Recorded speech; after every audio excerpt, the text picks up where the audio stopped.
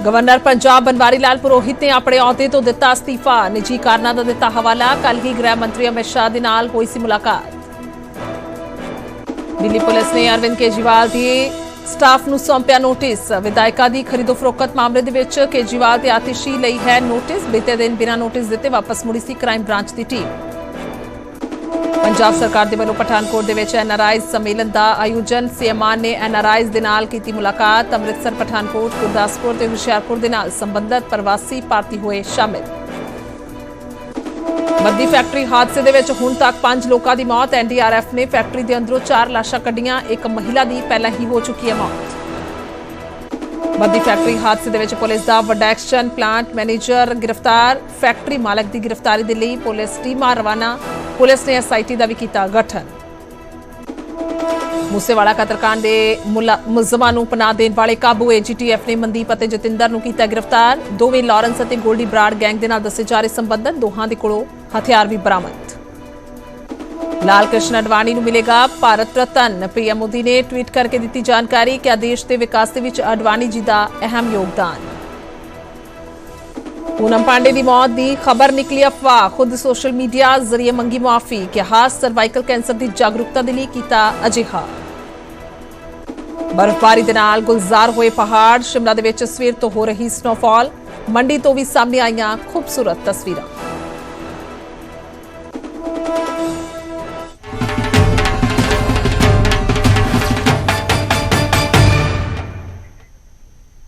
सत श्री अकाल। न्यूज़ 18 पंजाब हरियाणा देख रहे हो तुसी। मैं तुहाडे नाल गुरजोत संधू। तो बुलेटिन की शुरुआत करते हैं वड्डी खबर तो। पंजाब के गवर्नर ने अस्तीफा दे दिता है। दस दें कि गवर्नर ने राष्ट्रपति नूं अपना रिजाइन भेज दिता है। तो गवर्नर बनवारी लाल पुरोहित ने अस्तीफा भेजा है और निजी कारणों का हवाला दिता गया है। दस दें कि कल अमित शाह गृह मंत्री दे नाल मुलाकात हुई सी। 1 सितंबर 2021 ਨੂੰ गवर्नर ਦੇ ਵਜੋਂ ਉਹਨਾਂ ਨੇ ਅਹੁਦਾ ਸੰਭਿਆ ਸੀ। 2 ਸਾਲ 5 ਮਹੀਨੇ 2 दिन और बतौर गवर्नर रहे ने।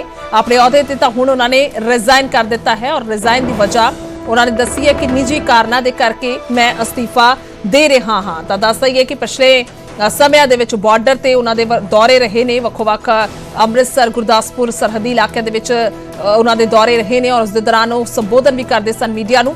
ਤਾਂ ਚਿੱਠੀ ਵੀ ਦਿਖਾ ਰਹੇ ਹਾਂ ਜਿਸ ਦੇ ਵਿੱਚ ਉਹਨਾਂ ਨੇ ਮਹਿਜ਼ 2-3 ਲਾਈਨਾਂ ਦੇ ਵਿੱਚ ਇਹ ਦੱਸਿਆ ਹੈ ਕਿ ਆਪਣਾ ਰਿਜ਼ਾਈਨ ਕਿਉਂ ਦੇ ਰਹੇ ਨੇ।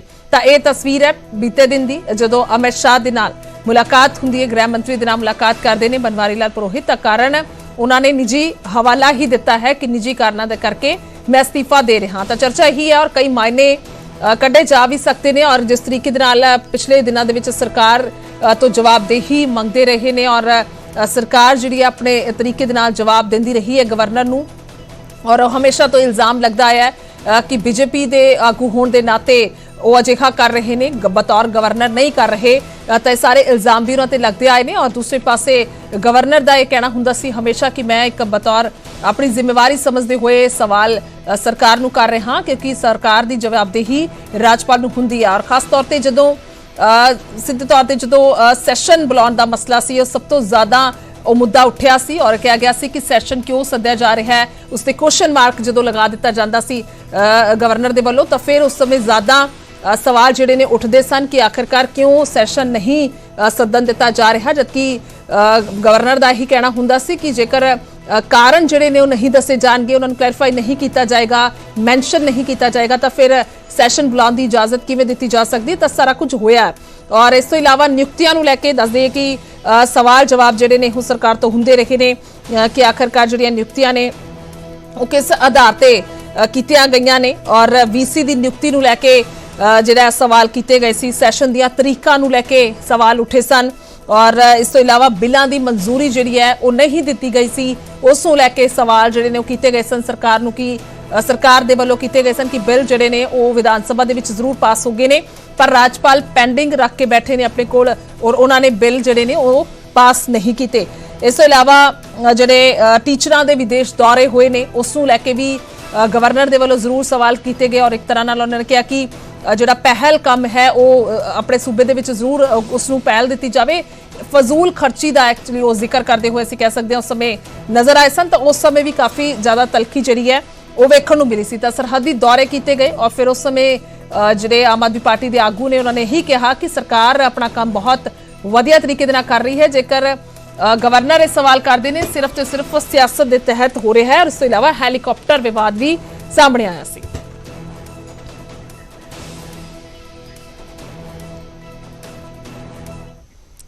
अगे वधांगे तो अरविंद केजरीवाल के घर मुड़ तो क्राइम ब्रांच की टीम पहुंची है। दिल्ली क्राइम ब्रांच के अधिकारी दसदे कि नोटिस लैके पहुंचे और सीएम स्टाफ को अधिकारियों ने नोटिस सौंप दिता है। तो अरविंद केजरीवाल और आतिशी के लिए यह नोटिस दिता गया है। तो बीजेपी ते एमएलए की खरीदो फरोख्त के इल्जाम लगाए गए सन।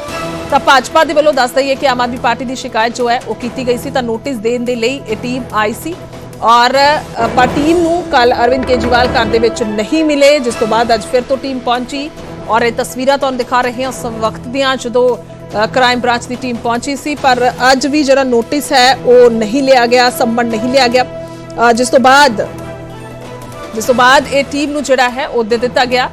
क्राइम ब्रांच के अधिकारी जिहड़े ने वो खुद नोटिस लैके पहुंचे सन और इल्जाम जिहड़े ने दस दईए कि आम आदमी पार्टी के वालों बीजेपी ते लगाए गए सी। जिस तो बाद क्राइम ब्रांच की टीम नोटिस लैके पहुंची है।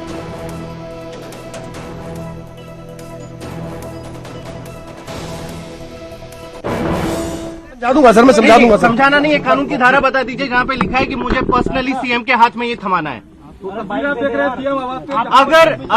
अगर आप कानून की धारा नहीं समझा सकते, मतलब साफ है यहाँ केवल नौटंकी हो रही है। और आप ये संदेश मोदी जी और अमित शाह जी को भी दे दीजिए कि देश चलाने में ध्यान दे। ये डेली नौटंकी कि किसी भी सीएम को ऐसे आप परेशान करोगे, किसी भी सीएम को अपना काम नहीं करने दोगे, ये करना बंद करें। अगर आपकी मंशा है सर, मैं अपना काम जो कर रहा हूँ मैं अच्छी तरह जानता हूँ जो मैं काम कर रहा हूँ और मैं किसी को रिप्रेजेंट नहीं कर रहा, मैं दिल्ली पुलिस को रिप्रेजेंट कर रहा हूँ। जी सर। और इसको आप नोटिस दे दीजिए। हाँ तो मैं दे रहा हूँ सर, मैं स्टाफ को दे दीजिए सर। मैं एक बारी कुछ सर से मिलके कुछ फैक्ट्स बताना चाह रहा हूँ। नहीं, ऐसा जरूरी नहीं है। आप या तो सर आप इसको स्टंट मत बनाइए। ये स्टंट आप बना रहे हैं सर, स्टंट आप बना रहे हैं और अमित शाह जी बना रहे हैं सर। मैं दिल्ली पुलिस का एक एसीपी हूँ। मैं अपने लीगल दायरे में रहते हुए जो काम कर रहा हूँ अपने लीगल दायरे में रहते हुए कर रहा हूँ। तो अब देश को और पुलिस को बताने का समय आया कि क्या सबूत उनके पास है, नहीं तो एक बार फिर उनकी पोल खुलने वाली है। जैसा पूर्व में भी केजरीवाल जी ने झूठे आरोप लगाए और एक नहीं अनेक बार नेताओं से माफी मांगी, अदालत में माफी मांगी और उनका चेहरा बेनकाब हुआ है कि वो अपने शराब के घोटाले के भ्रष्टाचार को बचाने के लिए, उससे ध्यान भटकाने के लिए भारतीय जनता पार्टी पर झूठे आरोप लगाते हैं। ईडी 5 बार उनको सम्मन देती है, उसका सामना नहीं करती है। वो अपने जिन मंत्रियों को ईमानदारी का सर्टिफिकेट देते हैं वो आज जेल में है, उनके उप मुख्यमंत्री, उनके सांसद जेल में हैं और देश की जनता आम आदमी पार्टी का असली चेहरा जान चुकी है कि वो भ्रष्टाचार भी करते हैं और झूठ भी बोलते हैं। केजरीवाल जी को जवाब देना चाहिए, सबूत देने चाहिए, नहीं तो एक बार फिर भारतीय जनता पार्टी और देश से माफी मांगनी चाहिए। आपके ईडी के केस से बचने के लिए, अपने समनों से बचने के लिए, लोगों का ध्यान हटाने के लिए अरविंद केजरीवाल जी ने एक नया शगुफा छोड़ा था कि मेरे 7 एमएलए को बीजेपी खरीद रही है। ये काम उन्होंने पंजाब में भी पहले किया था, वहां पे एफआईआर भी उन्होंने लॉन्च कराई, कहा हम सबूत देंगे, लेकिन उसके बाद कहा कोई सबूत दिया ना उस केस का कुछ किया। लेकिन अरविंद केजरीवाल जी ने सोचा दिल्ली में भी ऐसे ही चल जाएगा, लेकिन दिल्ली में अपने बिछाए जाल में फंस गए हैं। अब जब दिल्ली पुलिस के पास कंप्लेंट गई बीजेपी की, दिल्ली पुलिस अरविंद केजरीवाल जी के घर पे जाके सबूत मांग रही है, बताइए कौन से एमएलए हैं, किनको खरीदने की कोशिश की, कहाँ हैं वो पैसे, तो अरविंद केजरीवाल जी घर छोड़कर भाग गए हैं।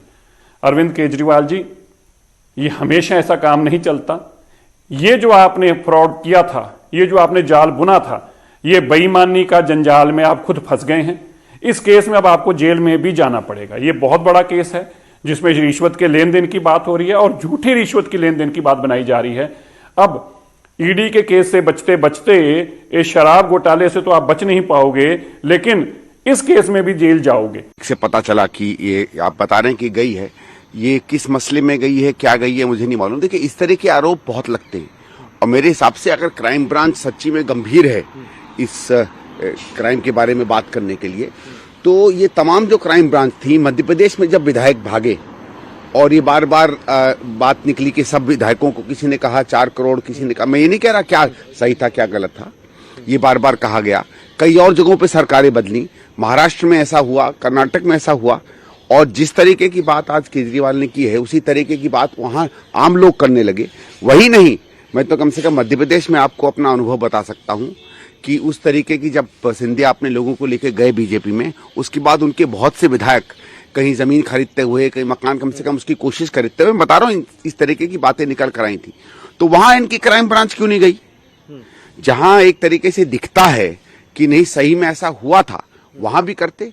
और क्योंकि वहां नहीं किया इसलिए अब इनका सही सारा मामला राजनीति लगता है। मुझे नहीं लगता है कि क्राइम ब्रांच या कोई भी भारत सरकार की या दिल्ली या बीजेपी की सरकारों की चलाई हुई पुलिस कहीं भी गंभीरता से इन आरोपों का इन्वेस्टिगेशन करेगी।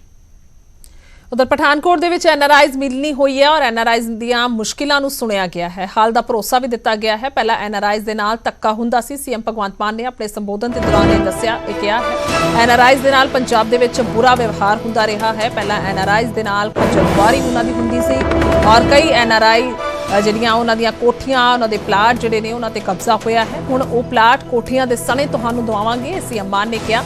ਤਾਂ ਮੀਟਿੰਗ ਦੇ ਦੌਰਾਨ ਸੀਐਮ ਮਾਨ ਨੇ ਪਾਣੀ ਦਾ ਮੁੱਦਾ ਵੀ ਚੁੱਕਿਆ ਹੈ। ਸਾਡੇ ਕੋਲ ਕਿਸੇ ਨੂੰ ਦੇਣ ਲਈ ਵਾਧੂ ਪਾਣੀ ਨਹੀਂ ਹੈ। ਉਹਨਾਂ ਨੇ ਕਿਹਾ ਅਸੀਂ ਆਪਣਾ ਪਾਣੀ ਕਿਸੇ ਨੂੰ ਕਿਉਂ ਦਈਏ, ਸਾਡੇ ਕੋਲ ਤਾਂ ਆਪਣੇ ਕੋਲ ਹੀ ਪਾਣੀ ਨਹੀਂ ਹੈ। ਤਾਂ ਪਠਾਨਕੋਟ ਨੂੰ ਵੱਡਾ ਗੋਆ ਬਣਾਵਾਂਗੇ, ਇਹ ਵੀ ਸੀਐਮ ਕਹਿੰਦੇ ਹੋਏ ਨਜ਼ਰ ਆਏ।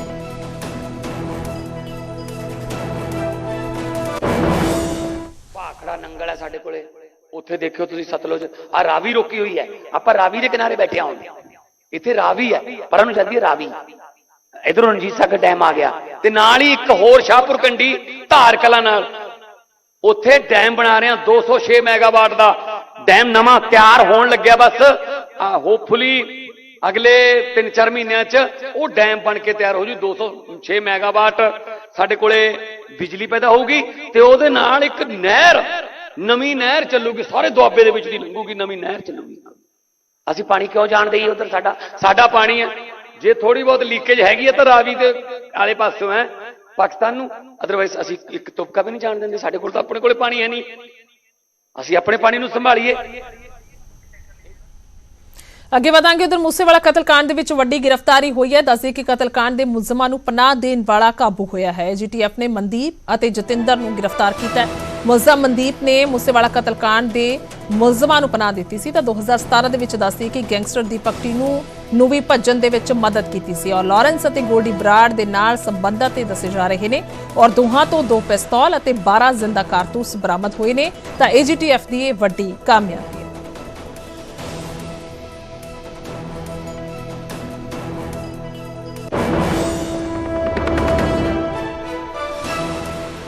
ਤਾਂ ਮੂਸੇਵਾਲਾ ਕਤਲकांड ਦੇ ਵਿੱਚ ਵੱਡੀ ਗ੍ਰਿਫਤਾਰੀ ਇਸ ਨੂੰ ਮੰਨਿਆ ਜਾ ਸਕਦਾ ਹੈ ਕਿਉਂਕਿ ਕਿਸ ਤਰੀਕੇ ਦੇ ਨਾਲ ਕਤਲ ਹੁੰਦਾ ਹੈ ਔਰ ਸਾਰਾ ਪਲੈਨਿੰਗ ਦੇ ਤਹਿਤ ਹੋਇਆ। ਕਿੱਥੋਂ ਹਥਿਆਰ ਆਉਂਦੇ ਨੇ, ਕਿਵੇਂ ਗੱਡੀਆਂ ਮੁਹੱਈਆ ਕਰਾਈਆਂ ਜਾਂਦੀਆਂ ਨੇ, ਇਹ ਵੱਡੇ ਕਤਲकांड ਨੂੰ ਅੰਜਾਮ ਦੇਣ ਤੋਂ ਪਹਿਲਾਂ ਕਿੱਥੇ ਇਹ ਸ਼ੂਟਰ ਰਹੇ, ਉਸ ਤੋਂ ਬਾਅਦ ਕਿੱਥੇ ਰਹੇ, ਕਿਉਂਕਿ ਬਾਅਦ ਦੇ ਵਿੱਚ ਕਾਫੀ ਸਮਾਂ ਬਾਅਦ ਗ੍ਰਿਫਤਾਰੀ ਇਹਨਾਂ ਦੀ ਹੋਈ ਹੈ। ਤਾਂ ਉਸ ਦੇ ਵਿੱਚ ਮਦਦ ਕੀਤੀ ਗਈ ਸੀ ਜਿਨ੍ਹਾਂ ਨੂੰ ਹੁਣ ਕਾਬੂ ਕੀਤਾ ਗਿਆ ਹੈ।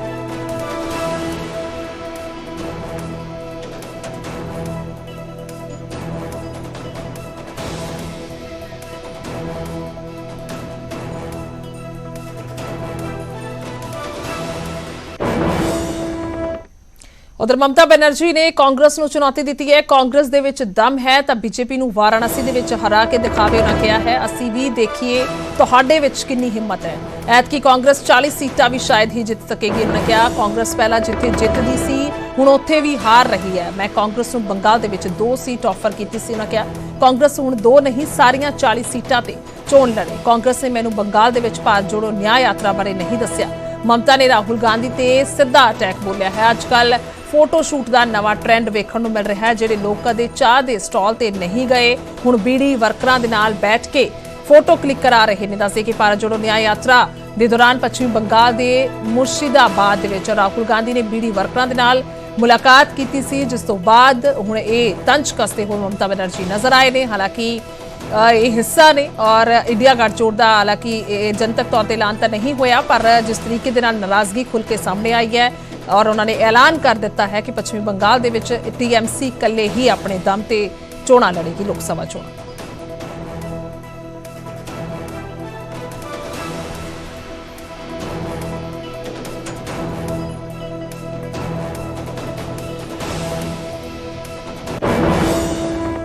আমরা কংগ্রেসকে বলেছিলাম 300 আসন একা লড়ো, আমরা সবাই মদত করব। আর 243টা আসন সব রিজিওনাল পার্টিকে দিয়ে দাও, যারা যেখানে স্ট্রং তারা লড়ুক, সেখানে তুমি মাতব্বরি করবে না। হলো হলো না? প্রথমেই চলে এলো বাংলায়, ভাবলো এখানে মুসলিমদের একটু সুশ্রী দিই, প্রথমেই চলে এলো বাংলায়। এটা হতে পারে না। শুনুন, এখনো হিম্মত করে বলি, লড়তে যদি পারে বিজেপিকে কেউ, বাংলা পারে, তৃণমূল কংগ্রেস পারে, আর আমরাই পারি সমস্ত রিজিওনাল পার্টিকে ঐক্যবদ্ধ করে এক জায়গায় দাঁড়াতে। কংগ্রেস তুমি তো একা পারবে না, তুমি 40টা সিট পাবে কিনা আমরা জানি না। ममता जी के मन में कोई संदेह नहीं होनी चाहिए। 11 दिन भारत जोड़ो न्याय यात्रा यूपी में रहेगा, उसके बाद मध्य प्रदेश, उसके बाद गुजरात, और 20 मार्च तक गुंजाइश है कि हम मुंबई में इसको समाप्त करेंगे। उन्होंने बहुत सारे चीज़ें कही हैं कांग्रेस के पार्टी के बारे में, मैं कुछ नहीं कहूँगा। मैं यही कहूँगा कि वो बार बार कह रही हैं कि वो इंडिया गठबंधन का एक हिस्सा है। हम भी इंडिया गठबंधन में हैं, हमारा कर्तव्य बनता है, हमारा धर्म बनता है कि हम इंडिया गठबंधन को और मजबूत करें। और एक ही निशाना होना चाहिए, हम लोग बीजेपी के खिलाफ लड़ाई लड़ रहे हैं, आरएसएस की विचारधारा को हराने में लगे हुए हैं। जो आपस मतभेद है राज्य के स्तर को, राजनीति को लेकर, उसको थोड़ा पीछे हटाकर हमें राष्ट्रीय नजरिया लेना है, क्योंकि इंडिया गठबंधन राष्ट्रीय स्तर के लिए है, लोकसभा चुनाव के लिए है, विधानसभा चुनाव के लिए नहीं है। ਤਾਂ ਮੁੜ ਸੁਰਖੀਆਂ ਦੇ ਵਿੱਚ ਮਨੀਸ਼ ਸ਼ੰਕਰ ਅਈਅਰ ਦਾ ਬਿਆਨ ਆਇਆ ਹੈ। ਕਾਂਗਰਸ ਦੇ ਆਗੂ ਨੇ ਫਿਰ ਤੋਂ ਬਵਾਲ ਕਰ ਦਿੱਤਾ, ਇਸ ਤਰੀਕੇ ਦਾ ਬਿਆਨ ਦਿੱਤਾ ਔਰ ਉਹਨਾਂ ਦੇ ਬਿਆਨ ਨੇ ਬਵਾਲ ਕੀਤਾ ਹੈ। ਅਈਅਰ ਨੇ ਪਾਕਿਸਤਾਨ ਦੇ ਨਾਲ ਦੱਸੀ ਕਿ ਗੱਲਬਾਤ ਦੀ ਵਕਾਲਤ ਕੀਤੀ ਹੈ ਤਾਂ ਸਰਕਾਰ ਦੇ ਵਿੱਚ ਪਾਕਿਸਤਾਨ ਦੇ ਨਾਲ ਗੱਲ ਕਰਨ ਦੀ ਹਿੰਮਤ ਨਹੀਂ ਹੈ। ਸਰਜੀਕਲ ਸਟ੍ਰਾਈਕ ਕਰ ਸਕਦੇ ਨੇ ਪਰ ਟੇਬਲ ਟਾਕ ਨਹੀਂ ਕਰ ਸਕਦੇ, ਇਸ ਕਿਸਮ ਦਾ ਬਿਆਨ ਉਹਨਾਂ ਨੇ ਦਿੱਤਾ ਹੈ। ਭਾਜਪਾ ਨੇ ਅਈਅਰ ਦੇ ਬਿਆਨ ਦੇ ਖਿਲਾਫ ਮੋਰਚਾ ਖੋਲ ਦਿੱਤਾ ਹੈ। ਕਾਂਗਰਸੀ ਆਗੂ ਦਾ ਬਿਆਨ ਗੈਰ ਜ਼ਿੰਮੇਵਾਰਾਨਾ ਹੈ, ਬੀਜੇਪੀ ਦਾ ਇਹ ਕਹਿਣਾ ਹੈ। ਦੱਸਦੇ ਕਿ ਮਨਸ਼ੰਕਰ ਨੇ ਇਹ ਬਿਆਨ ਜੈਪੁਰ ਲਿਟਰੇਚਰ ਫੈਸਟੀਵਲ ਦੇ ਵਿੱਚ ਦਿੱਤਾ ਹੈ।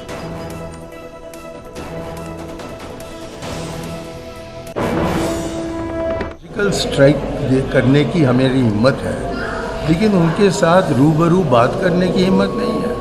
तो हकीकत है कि सन 2004 से 14 से लेकर कोई बातचीत नहीं हुई है हिंदुस्तान और पाकिस्तान के बीच में। जबकि हम उनसे बात करें तो तभी तो हल निकलेगा।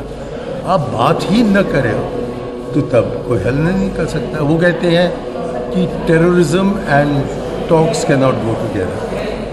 भाई टॉक्स तो हो नहीं रहे हैं 10 साल से, क्या टेररिज्म रुक चुका है? आप किस पाकिस्तान से बातचीत करने के लिए कह रहे हैं?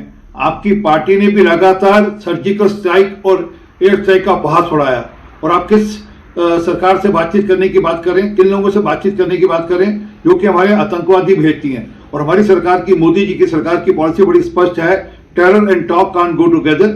आतंकवाद और बातचीत इकट्ठे नहीं चल सकते। ਅੱਗੇ ਵਧਦੇ ਹਾਂ, ਪੂਨਮ ਪਾਂਡੇ ਦਾ ਜ਼ਿਕਰ ਕਰਾਂਗੇ। ਪੂਨਮ ਪਾਂਡੇ ਜ਼ਿੰਦਾ ਹੈ। ਪੂਨਮ ਪਾਂਡੇ ਨੇ ਖੁਦ ਇਹ ਆਪਣੀ ਮੌਤ ਦੀ ਅਫਵਾਹ ਉਡਾਈ ਸੀ। ਦੱਸਦੇ ਕਿ ਪੂਨਮ ਪਾਂਡੇ ਨੇ ਸੋਸ਼ਲ ਮੀਡੀਆ ਦੇ ਜ਼ਰੀਏ ਮਾਫੀ ਵੀ ਮੰਗੀ ਹੈ। ਉਹਨਾਂ ਕਿਹਾ ਕਿ ਤੁਹਾਡੇ ਅੱਖਾਂ ਦੇ ਵਿੱਚ ਆਏ ਹੰਝੂ ਅਤੇ ਦੁੱਖ ਪਹੁੰਚਾਉਣ ਦੇ ਲਈ ਮਾਫੀ ਮੰਗਦੀ ਹਾਂ। ਪੂਨਮ ਪਾਂਡੇ ਨੇ ਦੱਸਿਆ ਕਿ ਮੈਂ ਜ਼ਿੰਦਾ ਹਾਂ, ਮੈਂ ਸਰਵਾਈਕਲ ਕੈਂਸਰ ਤੋਂ ਪੀੜਤ ਨਹੀਂ ਹਾਂ। ਸਰਵਾਈਕਲ ਕੈਂਸਰ ਦੀ ਜਾਗਰੂਕਤਾ ਦੇ ਲਈ ਅਜਿਹਾ ਕੀਤਾ ਹੈ ਔਰ ਸਰਵਾਈਕਲ ਕੈਂਸਰ ਦੇ ਨਾਲ ਹਜ਼ਾਰਾਂ ਔਰਤਾਂ ਦੀ ਮੌਤ ਹੋਈ ਹੈ, ਜਿਸ ਦੀ ਵਜ੍ਹਾ ਦੇ ਨਾਲ ਉਹਨਾਂ ਨੇ ਅਜਿਹਾ ਕੀਤਾ ਤਾਂ ਕਿ ਹੋਰ ਲੋਕ ਜਿਹੜੇ ਨੇ ਉਹ ਜਾਗਰੂਕ ਹੋ ਸਕਣ। ਦੱਸਦੇ ਕਿ ਕੱਲ ਇਹ ਖਬਰ ਆਉਂਦੀ ਹੈ ਕਿ ਪੂਨਮ ਪਾਂਡੇ ਦਾ ਸਰਵਾਈਕਲ ਕੈਂਸਰ ਦੇ ਨਾਲ ਦੇਹਾਂਤ ਹੋ ਗਿਆ ਹੈ। ਥੋੜੇ ਦਿਨ ਪਹਿਲਾਂ ਹੀ ਉਹਨਾਂ ਨੂੰ ਇਹ ਜਿਹੜਾ ਹੈ ਪਤਾ ਲੱਗਿਆ ਸੀ ਕਿ ਉਹ ਇਸ ਤਰੀਕੇ ਦੇ ਕੈਂਸਰ ਦੇ ਨਾਲ ਜੂਝ ਰਹੇ ਨੇ, ਪਰ ਅੱਜ ਉਹਨਾਂ ਨੇ ਕਲੈਰੀਫਾਈ ਕੀਤਾ ਹੈ, ਖੁਦ ਇਹ ਜਾਣਕਾਰੀ ਸੋਸ਼ਲ ਮੀਡੀਆ ਤੇ ਦਿੱਤੀ ਹੈ।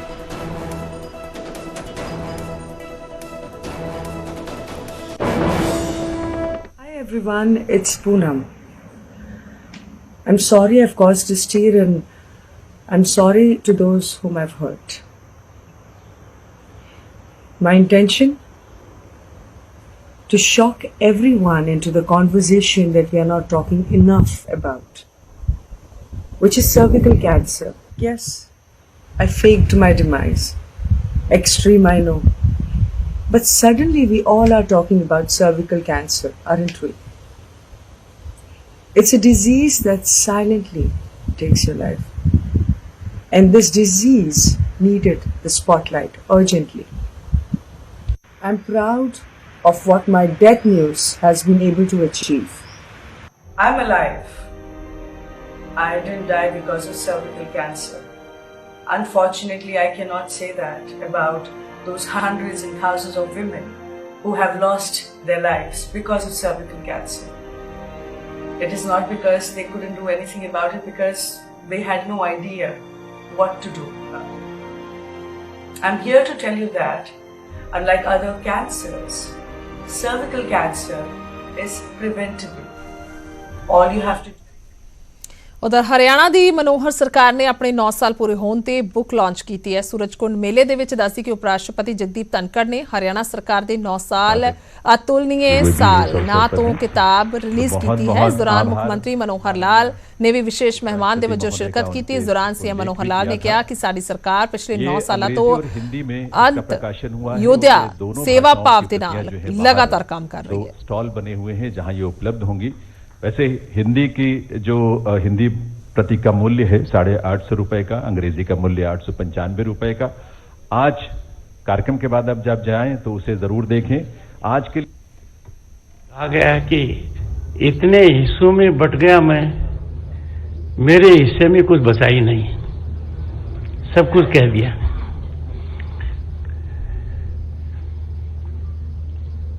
ये निर्णय आसान नहीं था। जिस पद पर मैं हूं,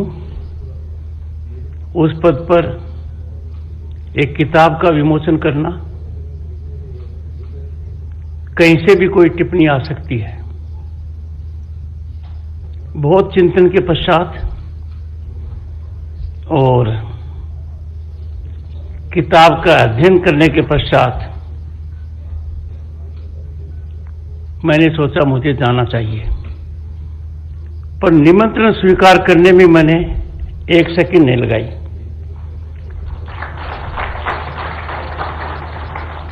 मुझे ये नहीं पता था पुस्तक में क्या है, मुझे पता था हालात क्या हैं, बदलाव क्या हुआ है, जमीनी हकीकत क्या है, और मैंने अंदाजा लगाया कि पुस्तक में वही होगा, वही है। Shri Bandaru Dattatreya, honourable governor of Haryana, he has let out a secret today. He knows the Honorable Chief Minister for more than 3 decades, 1991 से। श्री मनोहर लाल खट्टर जी, Honorable Chief Minister of Haryana,